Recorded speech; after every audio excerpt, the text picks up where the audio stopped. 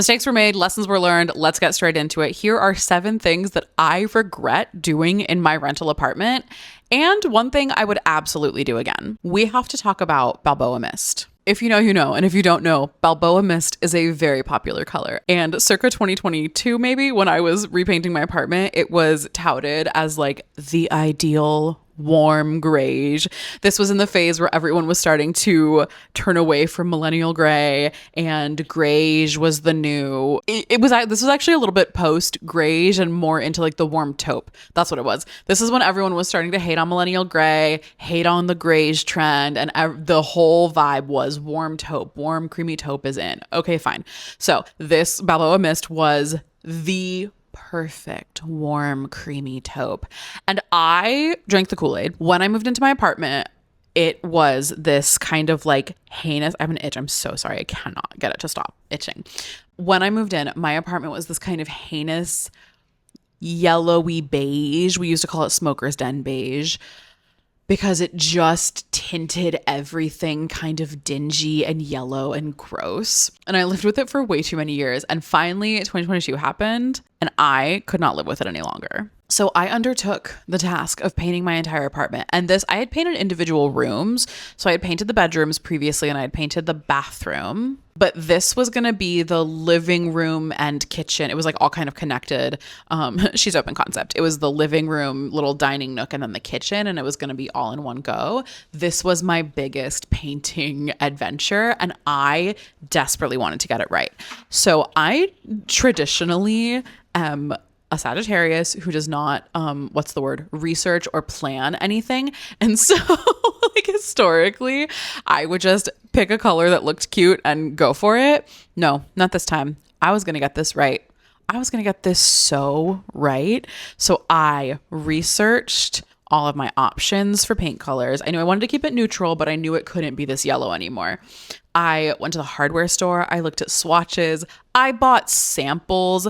I swatched them on the wall. I lived with them in different lighting, in different times of day for like weeks. Some of them ultimately for years, but that's another story. I was determined to get it right. Balboa Mist, I thought, was the right choice. Not only did the internet convince me that it was the right choice, but I liked how it looked on the walls. So it's painting day. I'm going to do it right. I prep. I've never prepped for painting in my life, but this time I prepped. I sanded these walls baby butt smooth. I taped off every single line. I put down tarps. I was ready. The primer goes on, and already I used a self-leveling primer that had a gray tint underneath it, and immediately the whole space like flung open. It felt big, it felt bright, it felt airy. I was like, this is the best decision I've ever made. Let's go, Balboa Mist. The first stroke of Balboa Mist goes on these walls. I panicked. All of a sudden, my mind is racing of like, oh, this doesn't look any different than the Smoker's Den beige did. What is wrong? What am I doing wrong? And so I'm talking myself off of this ledge. Like, no, it does look different. And it did. It is not yellow. I'm talking myself down saying, it's okay. Trust the process. Trust your research. Trust that you have swatched and you lived. Like, you did this right, I told myself. You did this one by the book, and the book can't ever get it wrong. I hated that paint color until the day I moved out. Until the day I moved out. It was never right. It was never the right color for me. I think a huge place that I went wrong was I used a satin finish instead of a flat finish. That was a huge mistake because it bounced light in a weird way. Sorry, if there's noise happening, just ignore it. My cute partner's making lunch. What? You are?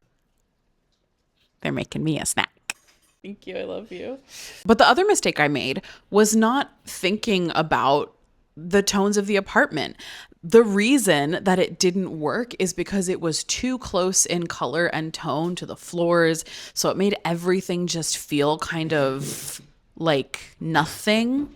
It just kind of all felt like a big ugly pile of warm taupe.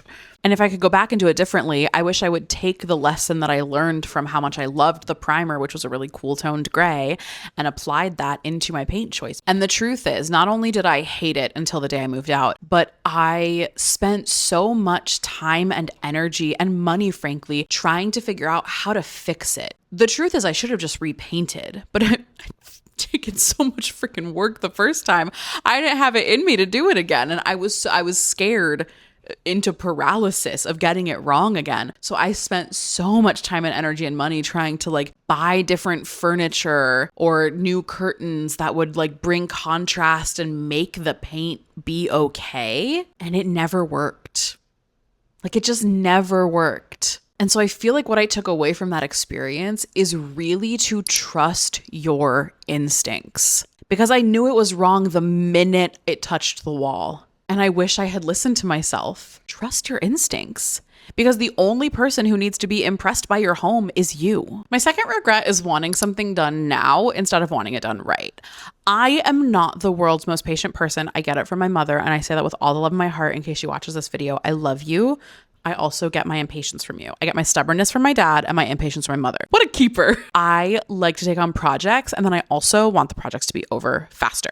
So how did this show up? I'm so glad you asked. This shows up a lot in not prepping to paint correctly. So I was painting my bathroom and I taped off the majority of the counters and everything. And I was painting it a really dark pink. And I, for some reason, just like got tired of taping when I got to the shower line, or maybe I forgot and realized later. I'm not sure. But I decided it wasn't worth it, because also paint scrapes off of tile. So I told myself, that's fine, I'll just scrape it off. If I get any paint on it, I'll just scrape it off. It'll be fine. Hot tip. If you're going to do that, then start your painting on that line, because when you start painting, you have all the energy to commit to doing it well. I made a mistake, started in the opposite corner. So the last piece of painting the bathroom was this shower line. You may remember I'm impatient. By that point, I just wanted the thing to be done. So I wasn't carefully cutting a line. Also, the shower was like curved. So it wasn't even like I had a lot of like a 90-degree angle to go on. I wasn't taking the time to cut a clean line with my delicately loaded paintbrush. No, I just rolled it like I had somewhere to be and thinking it's fine, I'll fix it later. 3 guesses on if she fixed it later. No, I just lived with pink globs of paint on my shower like a Neanderthal. Honestly, ditto to door trim. One night in the middle of the night, it was like 3 a.m. I just got a whim. I'm going to paint all my door trim. I have leftover paint. Let's go. For some reason, I decided not to tape because I was just going to paint the office later. So I'm just not going to tape out the trim. It would take too much time. It's boring. I'll just paint and then later I'll cover it with the office paint. I'm gonna give you 3 guesses on if I ever painted that office before I moved out. I didn't. I just lived with door trim that was like, and it wasn't, I feel impressed by how messy it was. It wasn't like, ooh, the line's not quite crispy. No, it was like, like what menace lives here who did this? So much so that like people would comment on it. Like, what happened? So I think the lesson I learned is that taking the time to do it right the first time will always be worth it, especially if you are not the kind of person who's going to come back and fix it later, which I learned I'm not. Next up is starting projects that I didn't necessarily have a plan to finish. And I'm talking about not just a plan, but like the time or budget or materials or skill set. I think what's important here, not only am I a Sagittarius, I'm a Sagittarius like hellbent on destruction. I am here for demo and not always here for the rebuilding that comes after the demo part. And so this can look like getting a whim at 3 a.m. that what I should do is repaint my kitchen cabinets. And so I'll start taking all the doors off of my kitchen cabinets with literally no plan. Like I have to work in the morning. I don't have time to paint my kitchen cabinets. I'm in the middle of an event right now. This isn't the right time to be doing this. I don't know what color I want to paint them. I don't have the paint tools. Like, I don't actually have the budget to go out and buy the paint for my cabinets. With no plan, it's not a good look. And what that means is that I experienced a lot of life in limbo. I experienced living in a construction zone for a lot of my time in that apartment. And so my big takeaway from that experience is to channel that spontaneous energy into smaller, more manageable, and less permanent projects. Anything involving actual construction deserves to have a plan in place. Use that chaotic spontaneity for things like, what if I paint my nails blue? I don't know. I don't know what to use it for. Just use it for different. Next up is valuing form over function for so long. I like pretty things. I'm just someone who is drawn to and attracted to aesthetically beautiful things, and I don't generally apologize for that. But I had this big kind of aha moment once when I was hanging out at a friend's house. We were just sitting on their couch, and I remember saying, like, why is your couch so comfortable? Like, I feel so comfortable here on your couch. And they looked me dead in my eyes and said, because my couch is designed to be comfortable and your couch is designed to look pretty. Duh. Like, I feel like this shouldn't have been as world rocking as it was, but I just kind of had this like moment that it's not that those two things cannot intersect. It's not that something can't be both beautiful and functional. It absolutely can. But I was prioritizing something that looked good and was functional enough. Like, functional enough for me. It was a place to sit, and that's all I needed it to be. Another time this showed up, I just told this story in a different video. I lived without window screens in my apartment for 5 years because I thought they were ugly. So one day I just took them off of my rental unit and I put up what I thought was really beautiful. Listen, this was beautiful. And I stand by, aesthetically, this was the right choice. I put up fake window mullions. I painted the frames black so that I could have that. I don't even know. It's like somewhere in between industrial New York chic and European chic. I don't know. I guess it's just chic, so that I could have that vibe. And the window screens on my window were messing with it. So I pulled them off. For 5 years, I lived without window screens on my window. And I'm a window open kind of person. That means for 5 years, I just accepted the amount of bugs that were in my house. And most of the time it was fine. Sure, we were full of mosquitoes. It wasn't a big deal. They don't really bite me that much. But the thing that makes me realize how unhinged this is that more than once I was awoken in the early light of dawn to the sound, oh my God, the trauma, to the sound of one of those so loud, like, I don't even know what they are, flying bugs that just sounds like a rocket is flying by you, like they click with their wings so loud. I'm gonna say 3 times in 5 years. I just lived like that. Flash forward 5 years, my partner moves in and was like, we are not doing this. We are not doing no screens on the windows. Are you out of your mind? And so I very begrudgingly put the screens back on the windows. Did it look 10% less cool? Yeah, it did. But what I wasn't expecting is that the day after the whole project was done, and I will say it was a project to get these things back up, but the day after it was done and we had functioning windows again, I felt this big relief. Like, the difference between being exposed versus being behind a screen emotionally was huge for me. And I did not expect it because I'm the one who took the window screens off. I can put them back up at any time. Who cares? I didn't know until it was changed. So what I learned from this is that if your home doesn't work for you, it's not working. My next regret is really not considering how hard an item would be to clean or to upkeep or maintain before bringing it into my home. For example, over our kitchen sink was just a big piece of blank wall. So I hung a floating shelf and I put up a big mirror to kind of mimic the feeling of a window. It was beautiful, truly. It also was really hard to clean because it meant that anytime I wanted to clean the mirror, I had to take everything off of the shelf, get my stepladder out, get up onto the counter, clean the mirror, get down off of the counter. And it's like the counter over the sink. So it's not even like getting on the counter was easy. Get off of the counter, put all the stuff back on the shelf. It was just really cumbersome. And so what that meant is that I didn't clean it a lot, but it was in a kitchen, which is a high use zone.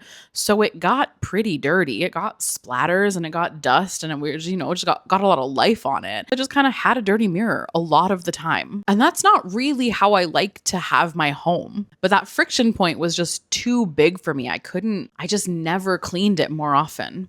I think a really great real world example of this too is I really wanted to try the stencil joint compound trend. If you don't know what I'm talking about, it's this trend where you get a small wall stencil. They're usually like floral or really intricate designs, put it on your wall, and instead of painting over it, you just add joint compound and then you remove the stencil. So you have this 3D shape of what the stencil is.